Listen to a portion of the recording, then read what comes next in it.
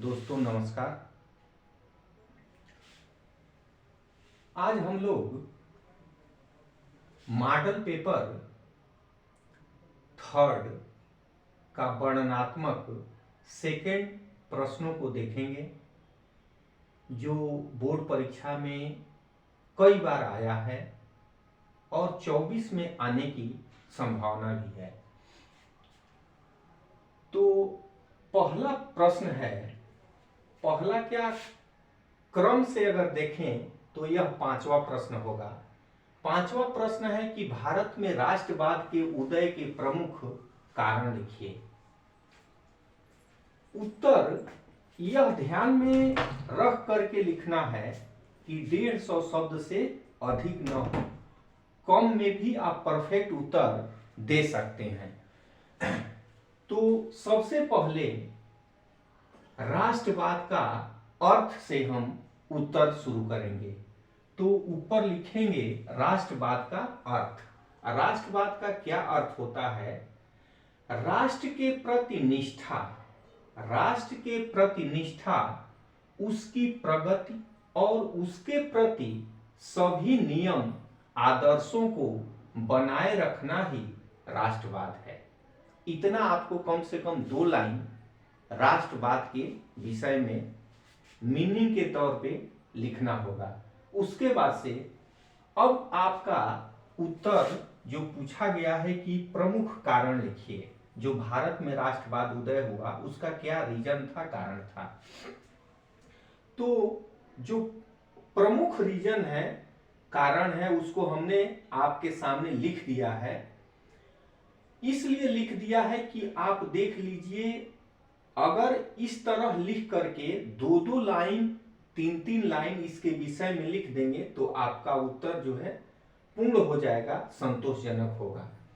पहला कारण है कि सामाजिक एवं धार्मिक आंदोलन। आप जानते हैं कि भारत धर्म प्रधान देश है और यहाँ पे जो सामाजिक तौर पे, धार्मिक तौर पे समाज में जातियां, धर्म, अनेक धर्म पाए जाते हैं और उनमें ऊंच नीच, धार्मिक अंधविश्वास इस प्रकार से जो है कि जटिलता पूर्ण भरा हुआ है कि वहां से निकलना बहुत मुश्किल है।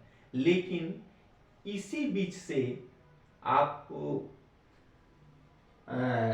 राजा राममोहन राय, दयानंद सरस्वती, विवेकानंद, इन तमाम जो है कि धार्मिक नेताओं का नाम आप जानते हैं, जिन्होंने धर्म सुधार का काम किया और लोगों में बाह्य आडंबर को दूर करने का काम किया।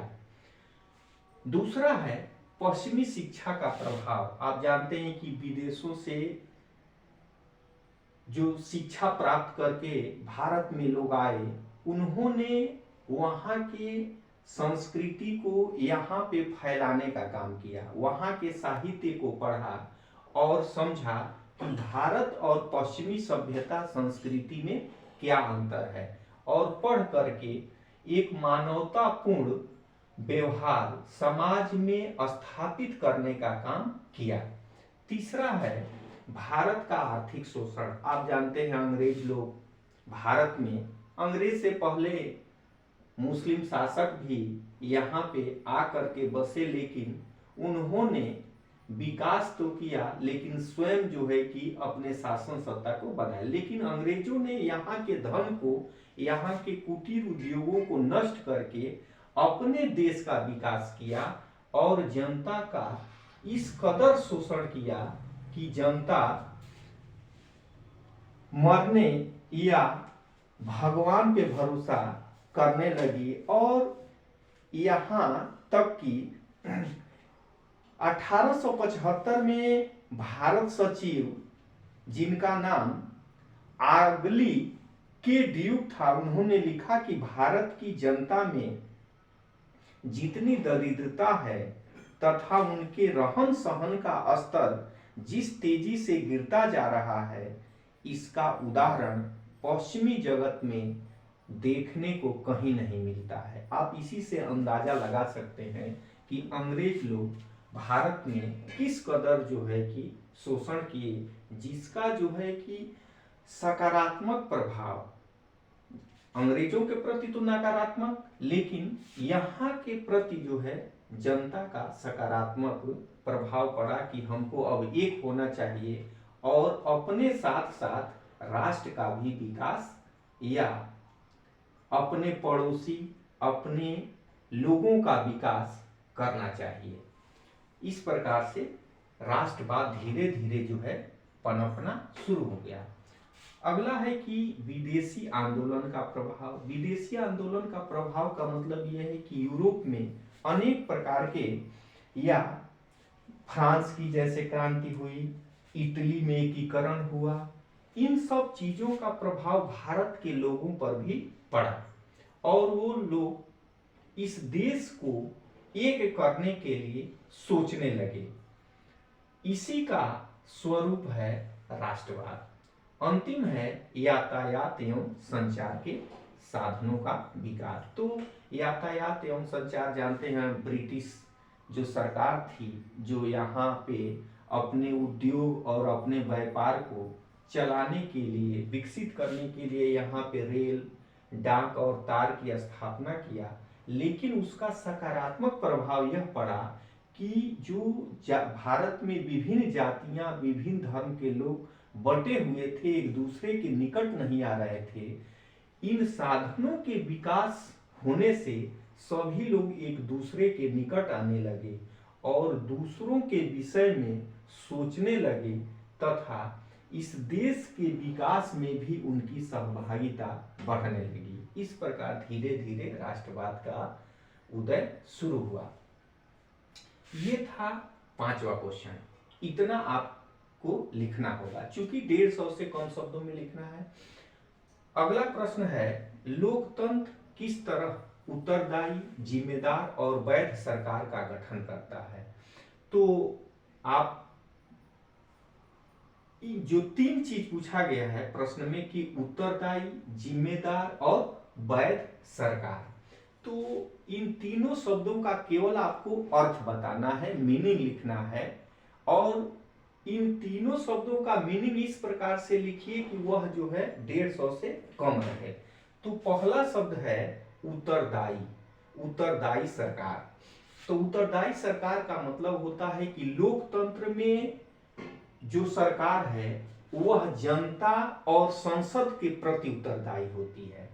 कोई भी सरकार हो, यदि 5 साल के लिए, 4 साल के लिए चुनी जाती है और जनता के प्रति उत्तरदायी नहीं है, जनता के कार्यों के प्रति जिम्मेदार नहीं है और संसद में उसे विश्वास हासिल नहीं है या संसद में वह विश्वास हासिल नहीं कर पाती है, तो वह गिर जाती है।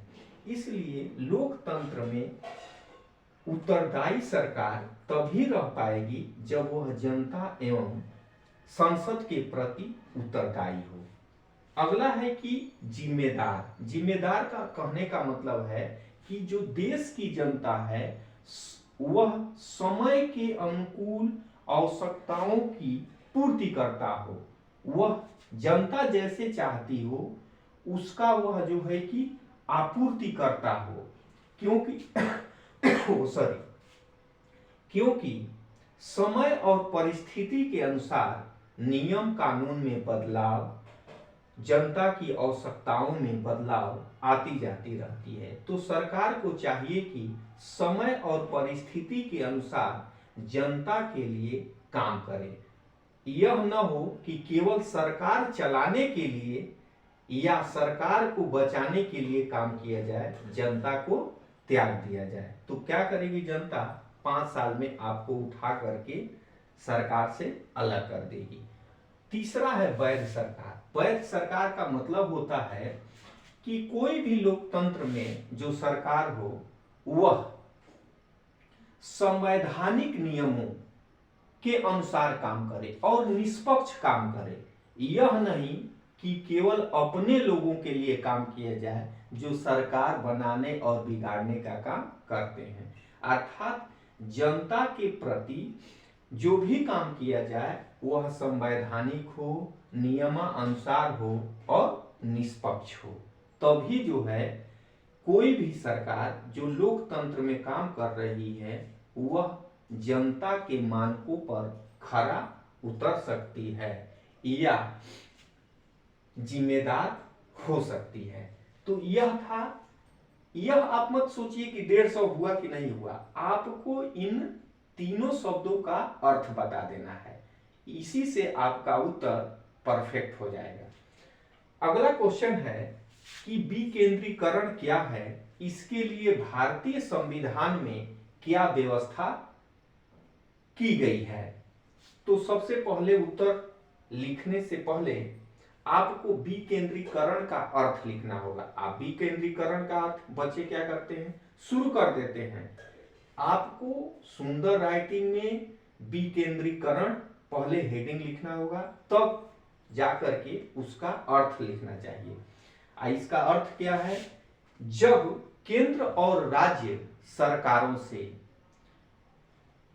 कुछ अधिकार और शक्तियां लेकर के स्थानीय सरकार को दिया जाता है, चाहे वो ग्राम पंचायत हो, जिला पंचायत हो या नगर निगम हो। जब स्थानीय सरकार को प्रदान किया जाता है तो इसे ही, ऐसे ही सत्ता को विकेंद्रीकरण कहा जाता है। अब इसके पीछे रीजन क्या है, इसके पीछे कारण यह है कि जो स्थानीय प्रतिनिधि होते हैं और स्थानीय स्तर पे जो समस्याएं होती हैं, उन समस्याओं का समझ और निदान स्थानीय प्रतिनिधियों को ज्यादा होती है और वो ठीक ढंग से उन समस्याओं का निदान समाधान कर सकते हैं। इसीलिए भारत में स्थानीय शासन की स्थापना या विकेंद्रीकरण की शुरुआत की गई है।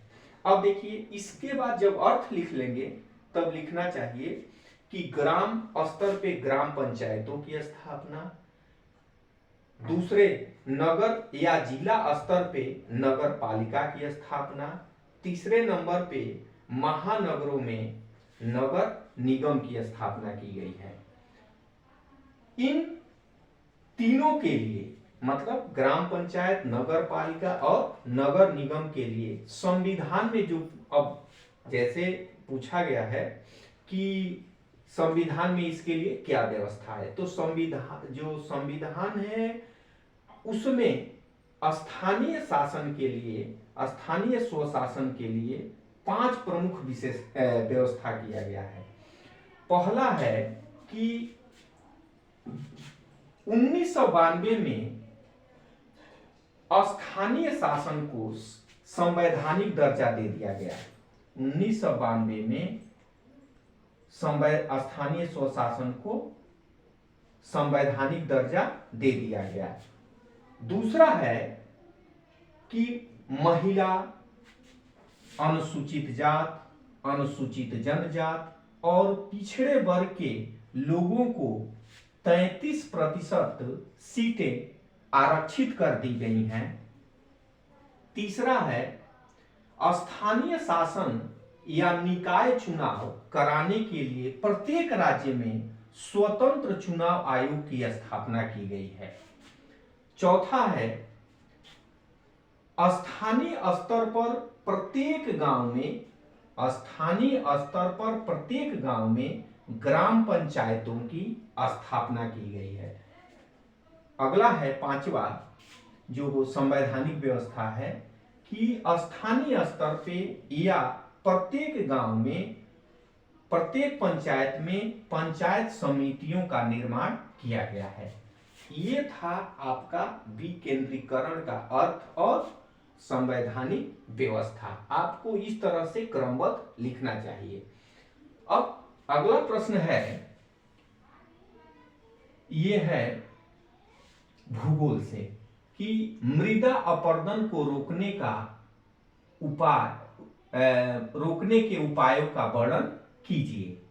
तो उत्तर, यह मत सोचिएगा कि अधिक से अधिक लिखें। आप देख लीजिए, हमने लिख दिया है और आपको बता दें, इस तरह अगर बोर्ड परीक्षा में लिखेंगे तो मेरा दावा है कि कोई भी टीचर आपको 6 में 6 ही देगा, कोई भी अंक नहीं काट सकता है। अब उत्तर की शुरुआत करते हैं। उत्तर है कि मृदा अपरदन। तो मृदा अपरदन का पहले अर्थ लिखना चाहिए। अर्थ है, मृदा अपरदन का सामान्य अर्थ मिट्टी का कटना है। भौगोलिक दृष्टि से मिट्टी की ऊपरी परत का अनाच्छादन या घिस जाना ही मृदा अपरदन कहलाता है। अब मृदा अपरदन के साधन या मृदा अपरदन होता कैसा, मिट्टी कटता कैसे है। तो मिट्टी काटने के 3 साधन हैं। वो है जल द्वारा कटता है, वायु द्वारा कटता है और हिम, जिसको आप वर्फ कहते हैं। ये 3 साधन हैं जो मिट्टी को काटते रहते हैं। अब जो मिट्टी कटता है उनको कैसे रोका जाए, उसके लिए क्या तरीके हैं, क्या उपाय हैं। तो उपाय आपको लिखना चाहिए। पहला उपाय है कि अधिक से अधिक संख्या में वृक्षारोपण किया जाए। दूसरा है सोपानी कृषि। सोपानी कृषि वहां पे होती है जो पर्वतीय क्षेत्र हैं, जो पहाड़ी क्षेत्र हैं, वहां सीढ़ीदार खेती की जाती है, उसे सोपानी कृषि कहते हैं। तीसरा है घास की पट्टियों का निर्माण। घास की पट्टियों का निर्माण यह है कि खेतों के किनारे या बड़े फार्मों में बीच बीच में घास की लाइन, जैसे मेढ़ बना करके या मेढ़ों पर यदि घास लगा दिया जाए तो जो हवा या वायु द्वारा या जल द्वारा मिट्टी एक स्थान से दूसरे स्थान पे जाती है, वह रुक जाएगी। अर्थात घास की पट्टियों का निर्माण किया जाए। चौथा है वृक्षों की रक्षक मेखला का निर्माण। वृक्षों की रक्षक मेखला का अर्थ है कि जो जिन इलाकों में या जिन भौगोलिक प्रदेशों में ज्यादा हवा चलती है, वहां पर पेड़ के मेड़, खेतों के मेड़ों पे या बड़े बड़े फार्म जहां पे हैं, वहां पे ऐसे वृक्ष लगाए जाएं कि हवा या जल द्वारा मिट्टी का कटान रुक जाए। चूंकि वो जड़, पेड़ क्या करते हैं, जड़ से अपने मिट्टी को रोके रहते हैं और वायु को भी खेतों में या धरातल पे आने से उनके वेग को कम कर देते हैं। अगला है कि पशुचारण पर नियंत्रण। अत्यधिक जब पशुचारण होगा खेतों में तो उनके जो पांव या खुर हैं उससे मिट्टी कटती रहती है, और जब ग्रीष्म ऋतु में हवा चलती है तो मिट्टी उड़ उड़ करके दूसरे के खेतों में या निचले ढलान पे चली जाती है। तो पशुचारण पे भी नियंत्रण होना चाहिए। अगला है कि बाढ़ को रोकने के लिए रोकने हेतु बांध का निर्माण किया जाए। जानते हैं कि वर्षा ऋतु में जब मूसलाधार बारिश होती है तो जो उपजाऊ मिट्टी है वह कट कट करके निचले ढालों में चली जाती है, गड्ढों में चली जाती है, और जो मिट्टी बच जाती है वो अनुपजाऊ हो जाती है। इसलिए यदि बांध का निर्माण कर देंगे तो जो तेजी से पानी बह रहा है वह एक जगह इकट्ठा हो जाएगा। अगला है कि समोच्च रेखीय जुताई। समोच्च रेखीय जुताई का अर्थ है, हमने इसका जो है एक छोटा सा चित्र भी बना दिया है कि समोच्च रेखीय होता क्या है। तो ऊंचाई से नीचे की तरफ ढाल के अनुसार जो है खेतों की जुताई होना चाहिए, इसे ही समोच्च रेखीय जुताई कहते हैं। इसे होता क्या है कि जो मिट्टी है वह जो है कि ये ऊपर से नीचे नहीं जाने पाती और मिट्टी अपने खेत या वहीं पर रुकी रहती है।